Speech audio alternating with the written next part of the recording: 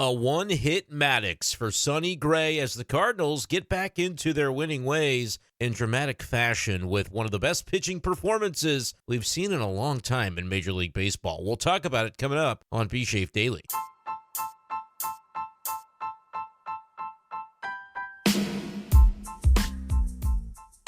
What's going on, everyone, and welcome into this edition of B-Schaeff Daily. Brenden Schaeffer with you.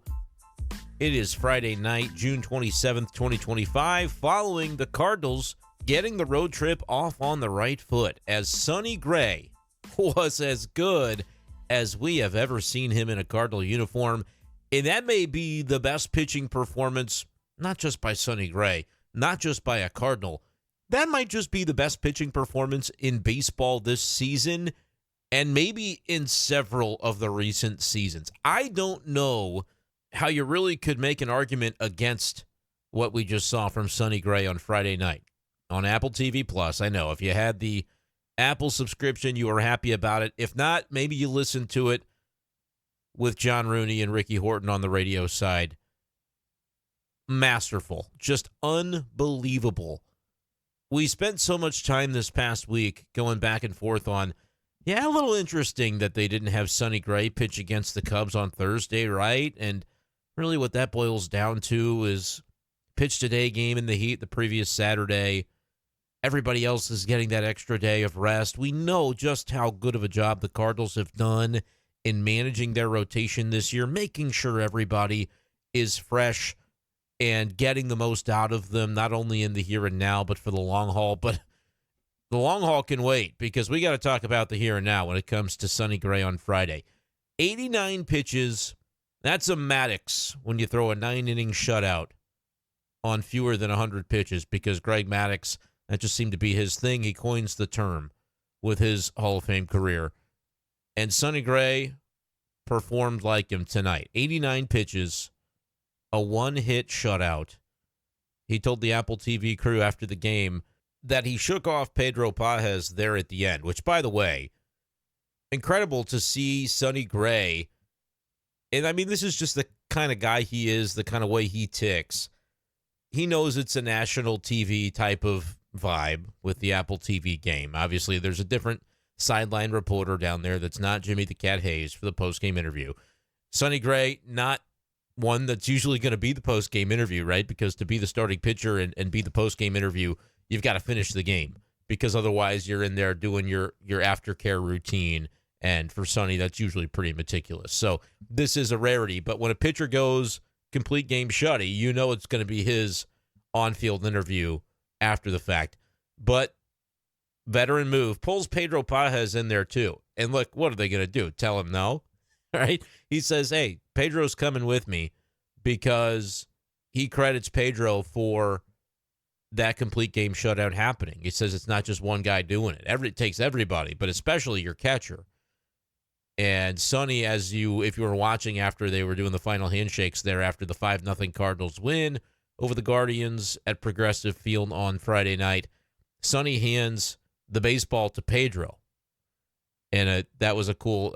one thing I will say, you complained about the Apple TV thing, and it's going to be the case again next Friday, because the Cubs-Cards game on the 4th of July is an afternoon game, but it is on Apple TV. So just be prepared for that if you didn't know. 4th of July, though, that feels like the day that you're outside grilling and you're listening on the radio anyway. But just so you're forewarned, that is going to be in effect again next Friday. And I know it's a big deal, because people say, well, I'm paying for the subscription. I shouldn't have to pay for another one. It's not the Cardinals doing this. I just want to clarify that. Like, it's MLB. MLB contracts these things out. They make more money for the league. The league shares the money with the teams. But it's not the Cardinals choosing to say, I want to play the Cubs on Apple TV. I don't want Chip to be our broadcaster. That's not what is happening at all. Just to be clear about that. I know there frustration valid, but I want to make sure the frustration is channeled at least in the direct way, in the right direction. Right? It's not the Cardinals taking games away from you. MLB, this is, media rights deals are part of the business side. But I digress. What I do want to say about the Apple TV games is their camera work is stunning. I really, really like the fancy cameras that they use. I forget the term for it, but you know what I'm talking about. It looks like a video game. It's really good stuff. But I like, the way that they're in there close to the post-game handshakes, and to get that shot of Sonny flipping the ball to Pedro, I thought was a really nice touch. But brings him into the post-game and says the one time I shook him off was on the one base hit. It's a complete game, 89 pitch, 9-inning shutout, one hitter. It's a Maddox. And oh, by the way, he struck out 11. I'll get to that a little bit more in a moment. But it's kind of crazy where he's saying, and they're not showing this as it's happening. They're showing some highlights or whatever the case was. But Sonny tells the reporter, that's the one time I shook him off. Prior to the end, he said, I tried to shake him off on the last out to complete the shutout. But Pedro said, no, you're throwing this, which is so good. I would like some more insight into what happened there, because that's some good inside baseball stuff. Obviously, all happening now with the pitch com rather than shake. And I do know generally Sonny calls his own game too. So it's not as though, nevertheless, he wanted Pedro Pages to get to share that moment with him, right? Because of the great work that he's doing behind the plate.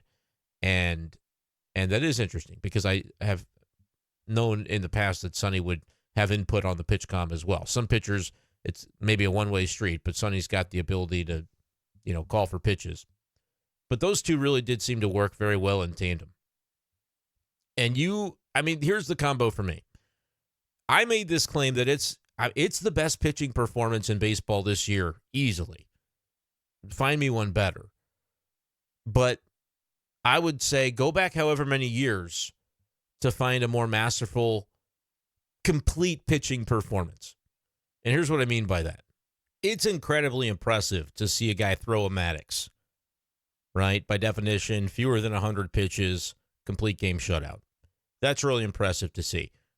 One hit Maddox is even better, right? It's not quite the perfect game, not quite a no-hitter, but that was the only base runner that Sonny Gray allowed, was the base hit in the 5th inning. No walks in the game. So that's really impressive. It's also really impressive to see a pitcher strike out double-digit batters in a game. Whether they go the distance or not, to strike out 11 dudes is impressive.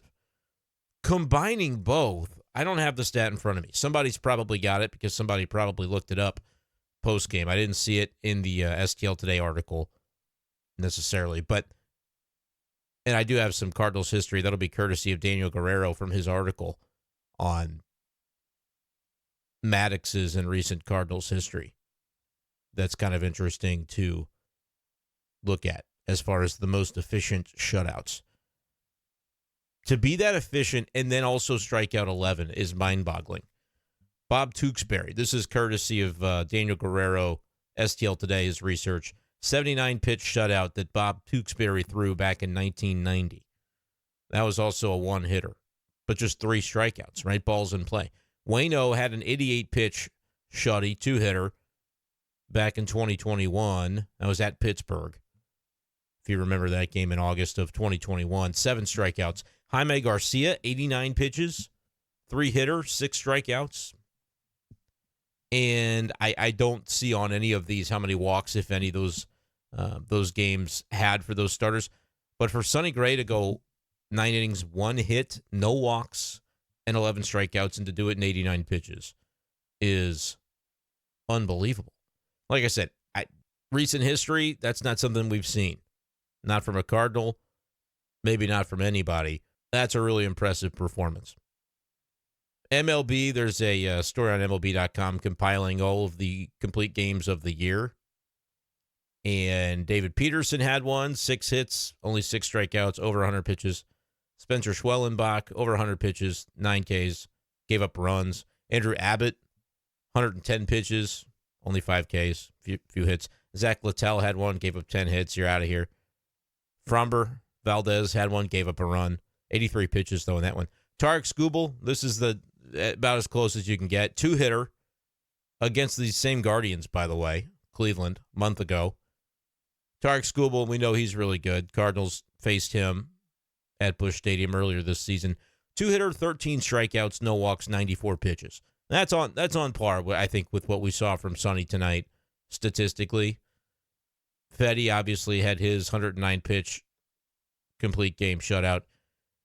And Nathan Eovaldi had a 99-pitch Maddox on April 1st. But to do both at once, to have that efficiency and that number of strikeouts and the one hitter and the no walks, that's about as good as you're going to find. That's one of the best performances in a long, long time. And that's Sonny Gray doing it in the heat, doing it on the road, by the way. I mean, that feels significant because, like we said, talking about, well, man, he would have been nice to have him pitch against the Cubs. And I had a guy on Twitter, and I hate to give more attention to the dummies on Twitter than I should, but was complaining about it, knowing that Sonny was throwing a complete game shutout. Maddox was still complaining that the Cardinals didn't pitch him yesterday. And I did not have a podcast after the day game on Thursday. Apologies for that. Time just got away from me with a few things yesterday.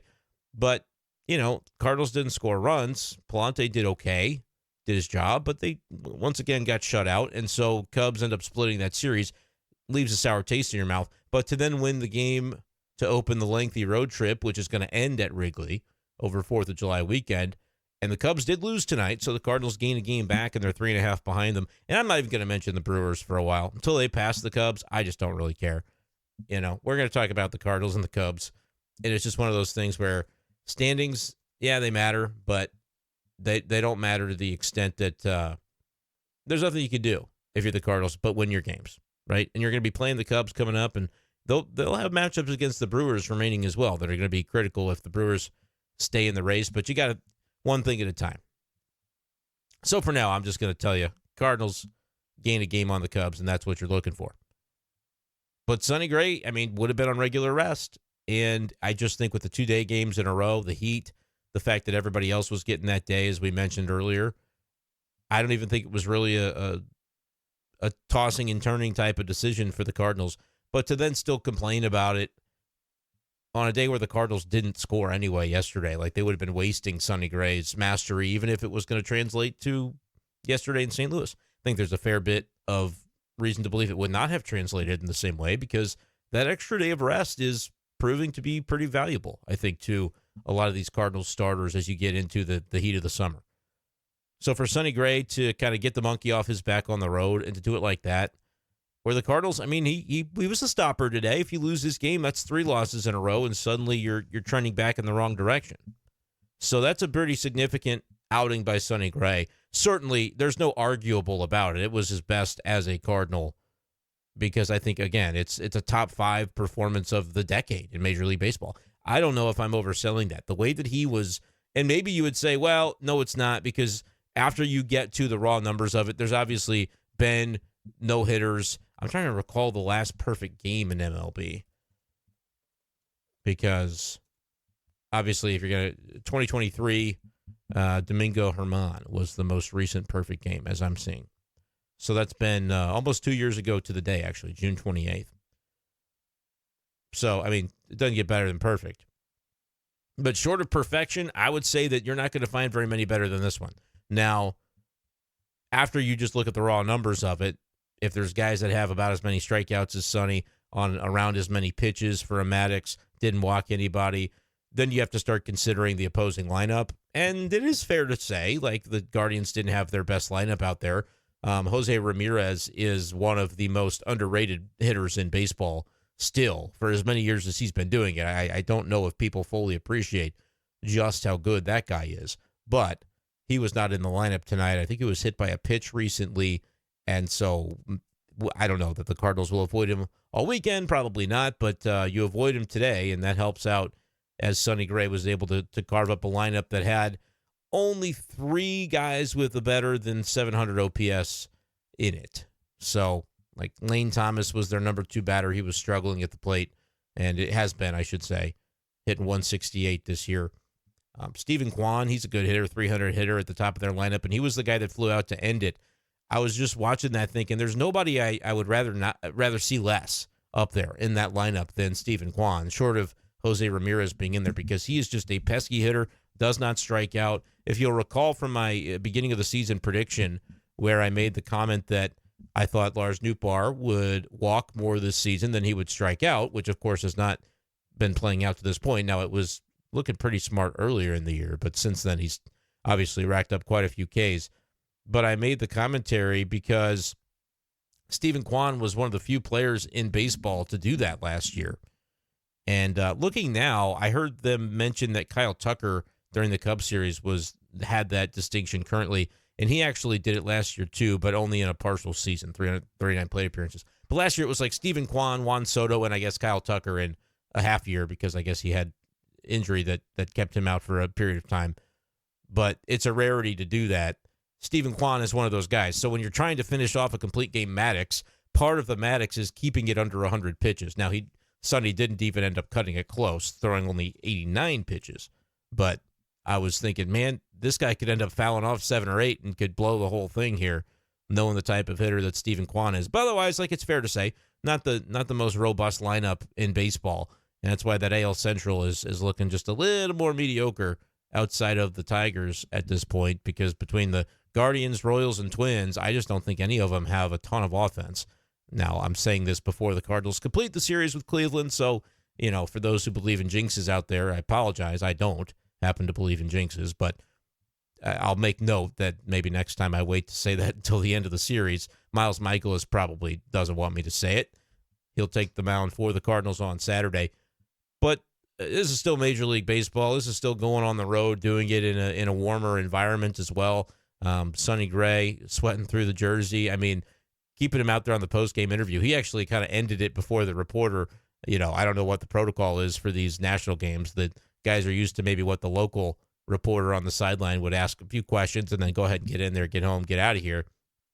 But Sonny said, we're going to go do our thing now inside. Bye. And that was probably appropriate by that point in the interview. But he's the guy that's going to sweat through that jersey. And just on the pitch count, and the way he was pitching, right? You knew that this was going to be that when you get to the 6th, 7th inning, he's at 68 pitches through 7. You knew he was going to have the leeway to go the distance. And the bullpen never even had to stir. You talk about saving your pen. It's like they had a day off today. No scheduled off day until July the 3rd, which is a week from Thursday. So today's Friday. Now it's Saturday. As you're listening to this, Cardinals finally are going to get that scheduled off day. But for the bullpen, I mean, that's great, especially with a Wrigley series in the offing. Look, they have had to backtrack multiple days in a row of, all right, well, this guy threw 2 out of 3, so we might have to option him to Memphis. We got to churn. They did so much churn last week that they just don't have anything really left to churn in terms of eligible relievers unless somebody's going on the IL. So that was a critical piece of this as well for Sonny Gray, who was as good as we've ever seen him, and one of the best pitching performances that I've seen. The sweeper is so good, but he's got so many other pitches and just establishing strikes, pinpoint control with a fastball, 92, 93. It doesn't have to be more than that because of the way that he locates it, and he had everything working tonight, and the Cardinals benefited from it. 3.36, by the way, the ERA now for Sonny. Feels a little late in the game maybe to be thinking about him as an all-star candidate for this late surge that he's had of late, but I mean, he's kind of in the conversation now, I would have to think. Those pitching staffs won't be decided for another week or two or whatever that ends up being. 101 strikeouts in 93 innings, 3.3 ERA. Easily could have one more start where he goes 6-7 shutty, and now he's down to a 3.1, 3.0 ERA. I don't know. I'll throw his name in the ring, and you guys let me know what you think about that as we move along here on B-Schaeff Daily. One thing I wanted to mention else about Sonny before we get to some other conversation from this game. The manager of the Cleveland Guardians, Stephen Vogt, is his former catcher from the Oakland Athletics back about a decade ago. And it was fun to hear Sonny mention that, and they had already talked about it a little bit on the broadcast, but in July of 2015, he had thrown a complete game shutout to Stephen Vogt as his catcher with the Oakland A's at that time. So he recalled that and said on the post-game interview on the field with Apple TV, Sonny mentions that, before the first pitch, I kind of looked over into their dugout and kind of locked eyes with Stephen Vogt, my old catcher, and kind of gave him a smile and a nod. And just like the way Sonny is, that kind of probably locked him in.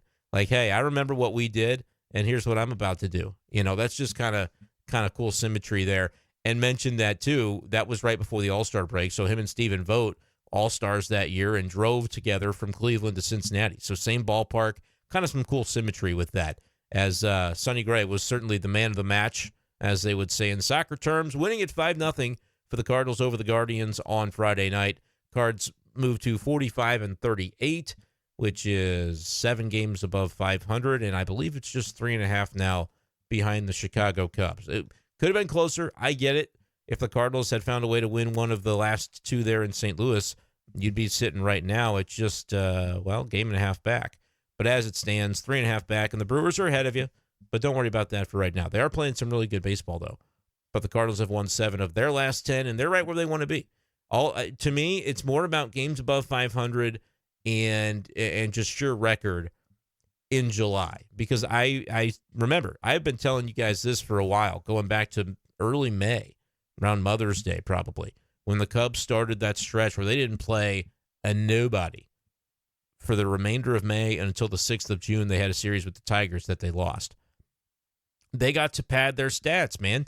And the Cardinals' time will come with that. And it has come a little bit more gradually. But you got your White Sox series, swept it, right? You're taking advantage of those spots. You're going to go to Pittsburgh here after Cleveland. Got to do what you got to do against the Pirates, right? They're a team on pace to win about, 60, 65 games or whatever it is. You got to be able to stick it to those teams. And the Cardinals have done a good job of that this year. They're going to have to stick it to teams like the Cubs, too. They're split through 4, and they've got 9 to go. Same thing with the Brewers. And don't forget about the Reds, who, this NL Central, outside of Pittsburgh right now, you got 4 teams that all think that they're making the playoffs. That's the way that I think all 4 of the Cubs, Brewers, Cardinals, and Reds are thinking right now. The Mets are locking into a battle here with the Phillies. One of them is going to take the East. The other is going to be a wild card team, you'd have to imagine, at 48-35 right now for New York. The Braves are struggling. They're 7 games below 500. They might not make the playoffs this year, and that's a good team to have struggling if you're the Cardinals, because you would like to just kind of cross one wild card capable team, one like 85 win potential team off your list. And if you can do that, then you're just focused on the West, which has another 4 teams that would like to make the playoffs. They can't all do it, of course. The Giants, the Padres are sitting there 45-37, 44-37. Okay?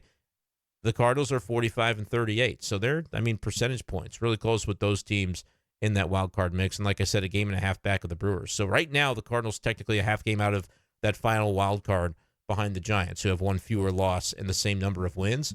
But it's going to be a really compelling remainder of the season, in my opinion. But the reason it's all about the record for me right now and not how many games out you are of either the division or the wild card is because you want to just have that enough proof of concept to say, like, we're a good enough team that adding, if it's possible, is what we're looking to do.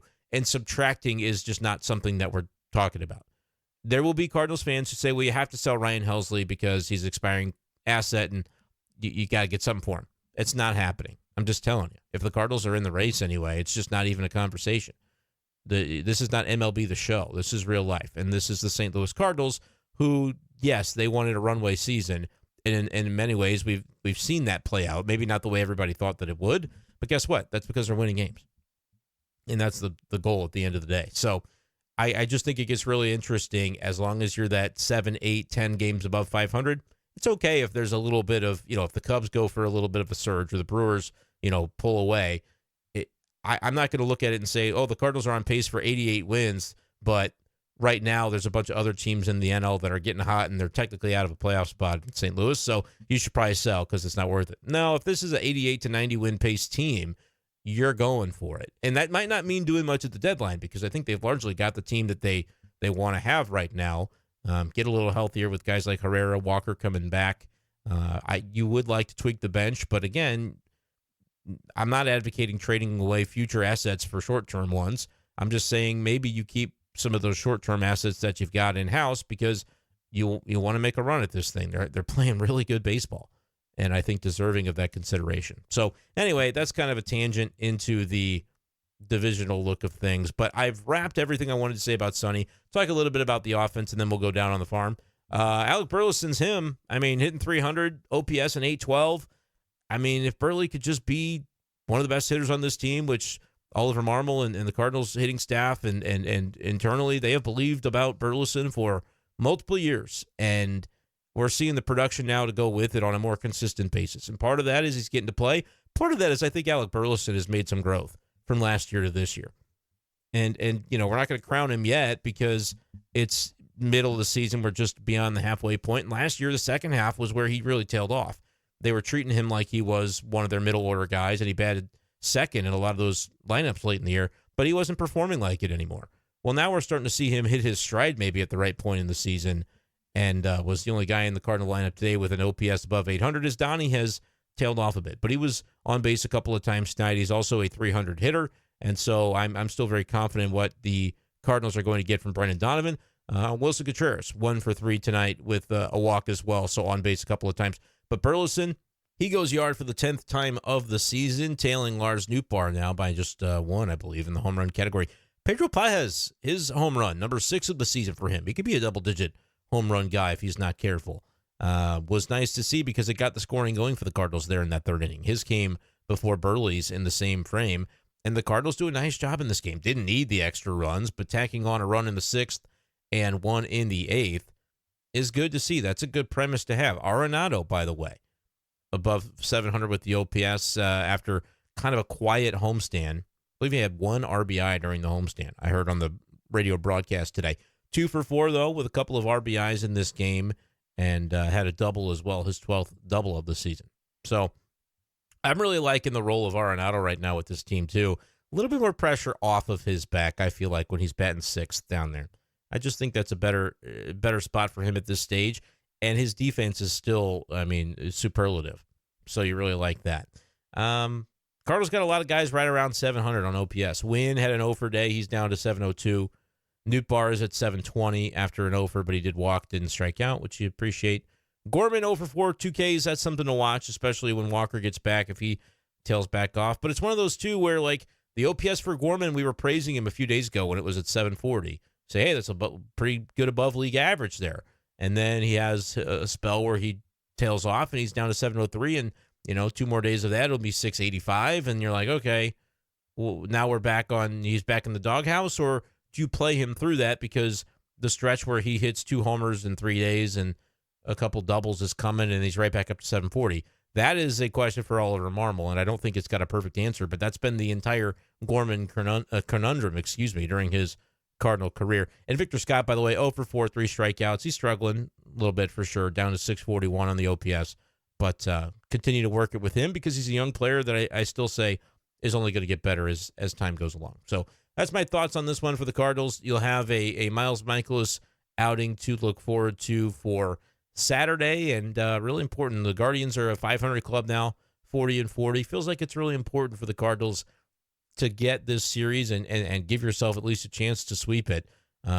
It's Ciccone. I'm butchering his last name. Sounds and looks very Italian.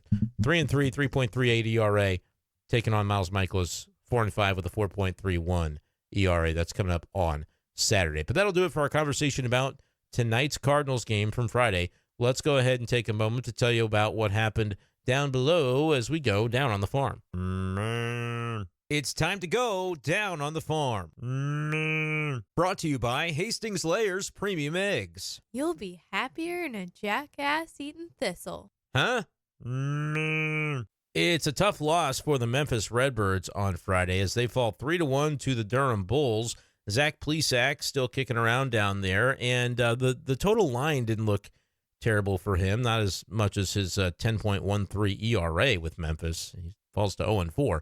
But he went 5 innings, only gave up 3 runs. Problem was 3 home runs. They're all solo jobs, but they add up, and the Memphis Redbirds didn't score any runs. Well, they scored 1, but not enough offensive punch to get that win. Brian Torres and Cesar Prieto with a couple of hits. And I've seen people asking me about Prieto, and he's another one of those left-handers, so Cardinals have seemingly wanted to continue to stock up righties on their bench because you have 5 lefties in your general everyday starting lineup. And so we'll see as time goes along whether or not they shift on that. But did not see Nathan Church in that lineup for Friday, so probably just a standard day off.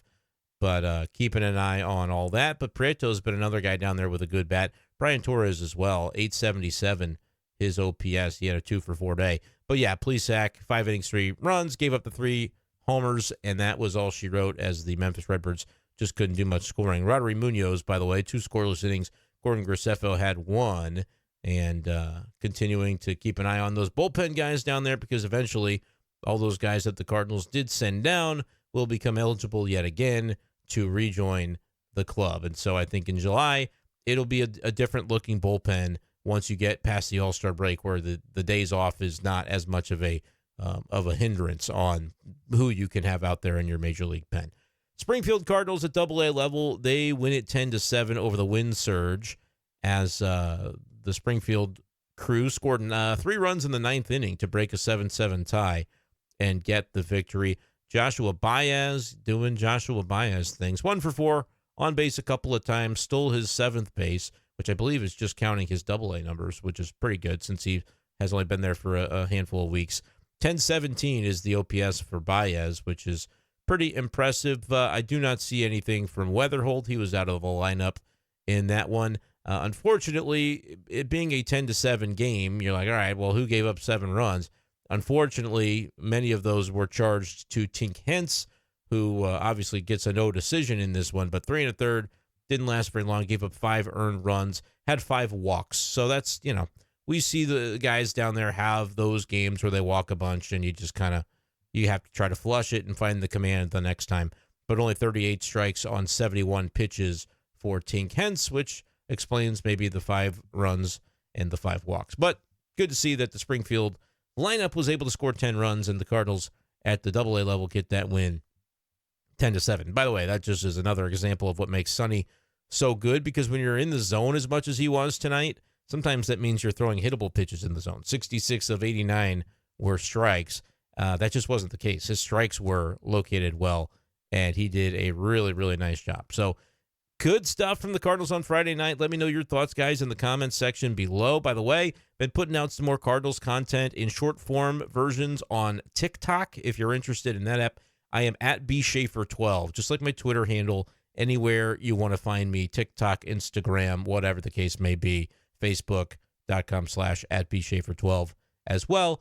And TikTok is something I'm trying to toy around with a bit as well. So if you want to follow me in those avenues and consider a channel membership, the link is in the description here below this video on YouTube if you would like to support me financially in that way and become a member to the YouTube channel. That's just kind of an extra way that some people like to support. All right, that's going to do it for this edition of the show. Appreciate you guys as always, and we'll talk to you next time on B-Schaeff Daily. Peace.